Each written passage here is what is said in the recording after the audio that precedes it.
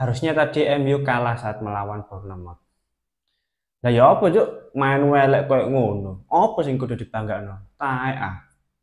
Mosok kudu ngenteni lawannya kena kartu merah baru nyerang terus pemain MU.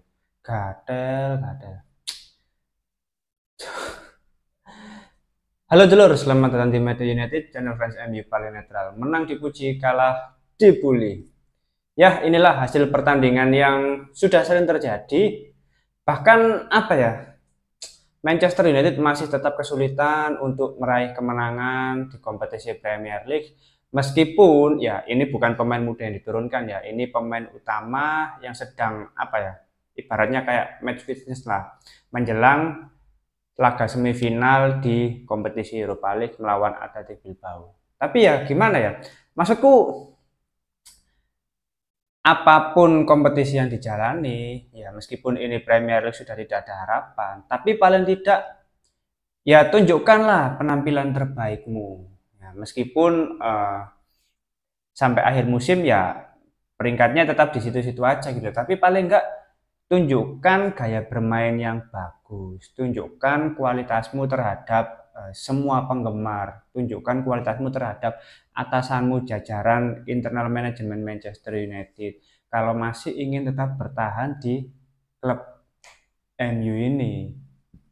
Bayangkan selama 90 menit ya udah unggul dari segala aspek, dari penguasaan bola unggul, shot juga sangat banyak, terutama setelah pemain Bournemouth itu terkena kartu merah. Tapi apa pada akhirnya? Skor hanya satu sama. Itu pun ya bukan gol yang bagus ya, itu cuman gol tap in ya.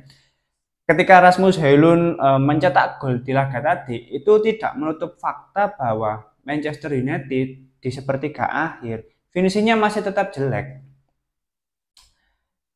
Ya masa selama 90 menit baru mencetak satu gol di menit ke 96 di perpanjangan waktu, itu pun dengan 10 pemain dari pihak lawan.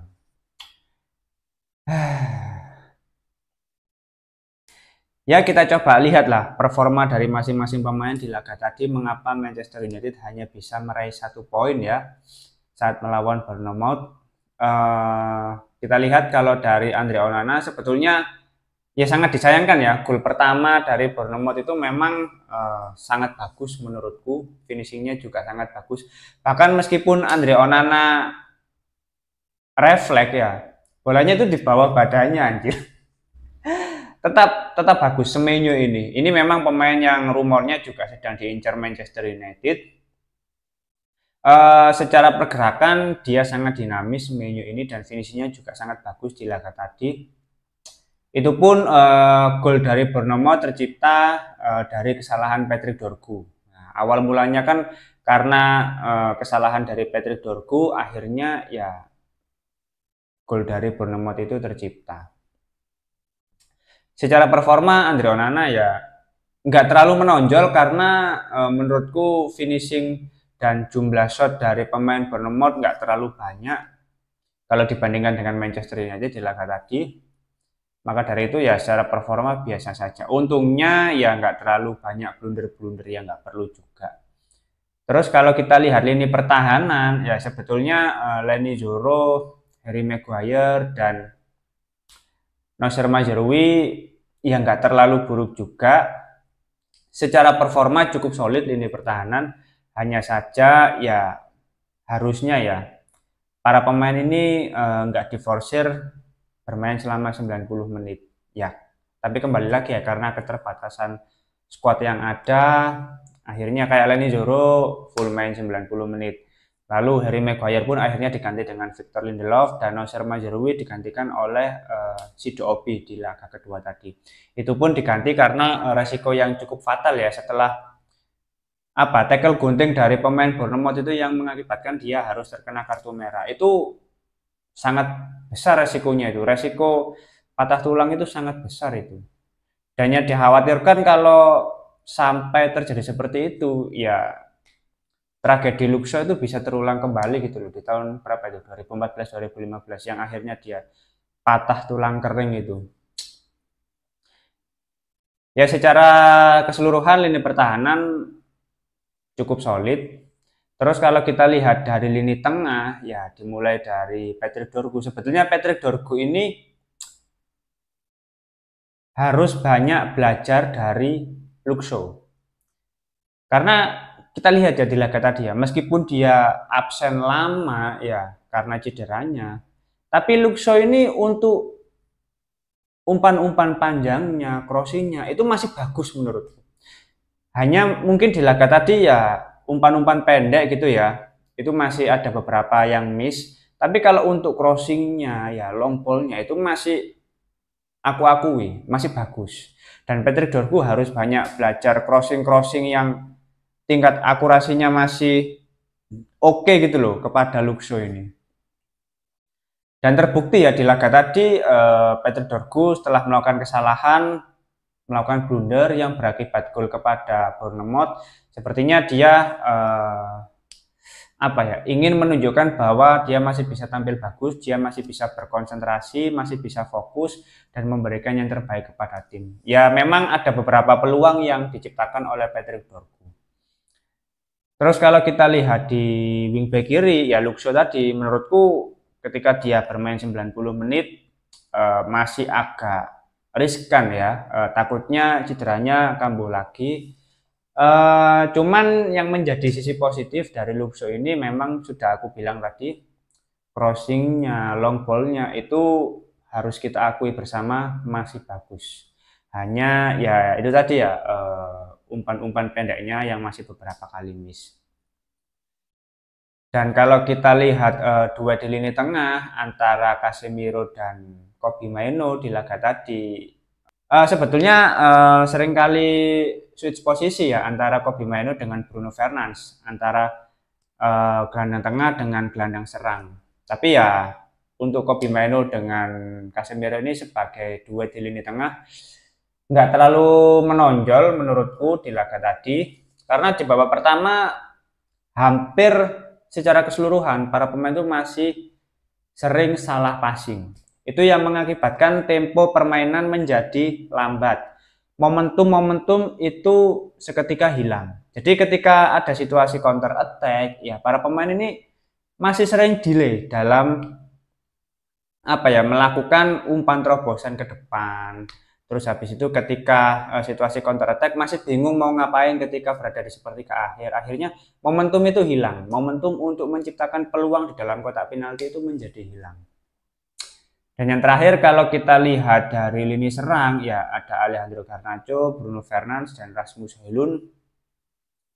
Sebetulnya di babak pertama biasa aja, cenderung monoton dan membosankan. Baru di babak kedua lebih banyak peluang-peluang yang tercipta. Sempat peluang-peluang itu lebih banyak muncul dari Alejandro Garnacho. Dan finishing dari Alejandro Garnacho ya harus kita akui ya di pertandingan tadi masih kurang bagus ya. Ada beberapa shotnya yang diblok, yang masih meleset, yang masih ya belum maksimal. Terus kalau Bruno itu tadi sayang sekali ya di menit-menit akhir tendangan Bruno ya membentur mistar gawang. Kalau gol asli keren itu. Soalnya benar-benar di pojok atas tapi sayang sekali membentur mistar gawang. Dan terakhir untuk Rasmus Højlund sebetulnya nggak ada gimana-gimana yang perlu dibahas ya. Dia tetap main jelek, kontribusinya juga nggak sebagai sebuah tim itu tetap nggak kelihatan gitu loh Rasmus Højlund. Terlepas dia mencetak gol tap in di menit-menit akhir, tapi secara keseluruhan pertandingan dia tetap nggak kelihatan. Bahkan ya si Doobi ketika masuk menggantikan Noussair Mazraoui itu langsung bisa memberikan impact gitu loh ketika berada di dalam kotak penalti. Ya sebagai pemantul, terus ada beberapa peluang yang tercipta. Terus selain si Doobi juga ada Mason Mount yang ada beberapa peluang juga tapi ya sayang sekali lah. Intinya kalau kita lihat secara keseluruhan performa dari para pemain nggak bagus, masih jelek. Oke lah, kalau aku lihat di laga tadi ini menjadi laga untuk match fitness para pemain untuk melatih kebugaran sebelum bertanding melawan Athletic Bilbao. Ya. Tapi kembali lagi untuk menjaga kebugaran ketika menjalani pertandingan, ya para pemain harus bisa menunjukkan kualitas terbaiknya, gitu loh. Karena kalau main kayak tadi saat melawan Bilbao ya, aku tambah ragu Manchester United bisa meraih kemenangan. Hasil imbang pun nggak terlalu meyakinkan gitu loh. Ya meskipun secara mentalitas tentu berbeda ya. Tapi kalau mainnya kayak tadi, ya bisa-bisa kalah nanti saat menjalani kompetisi Europa League melawan Bilbao gitu loh. Apalagi leg pertama akan menjadi laga tandang bagi Manchester United. Dan yang terakhir kalau kita lihat secara statistik ya menurutku apa ya, statistik ini nggak bisa menjadi acuan kalau Manchester United tampil bagus. Karena ya meskipun kita lihat dari sisi penguasaan bola, shot yang ada itu lebih unggul Manchester United, tapi pada akhirnya apa? Tetap tidak bisa meraih kemenangan. Bayangkan 25 shot itu ya, itu mayoritas tercipta setelah pemain Bournemouth terkena kartu merah. Itu 20 menit akhir asli Manchester United menggempur habis-habisan lini pertahanan Bournemouth. Banyak sekali pemain yang berusaha menciptakan peluang, berusaha mencetak gol, tapi pada akhirnya ya tetap kesulitan. Crossing dari Luke Shaw, Alejandro Garnacho, terus Bruno Fernandes, itu Christian Eriksen bahkan, tapi ya masih kesulitan gitu loh. Ya itu adalah sebuah fakta bahwasanya ya lini serang Manchester United masih belum klinis, masih belum sebagus itu.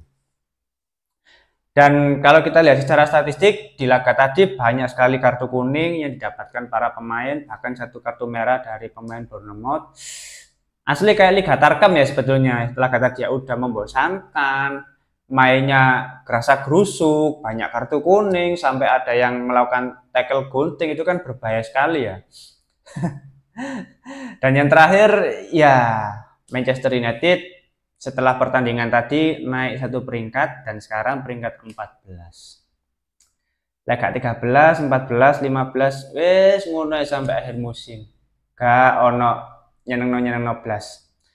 Untuk kompetisi Premier League sendiri hanya menyisakan 4 pertandingan lagi ya dan masih banyak musuh lawan-lawan yang menurutku bisa menjegal Manchester United sampai akhir musim. Ya nggak tahu lah berapa poin ya sampai akhir musim nanti.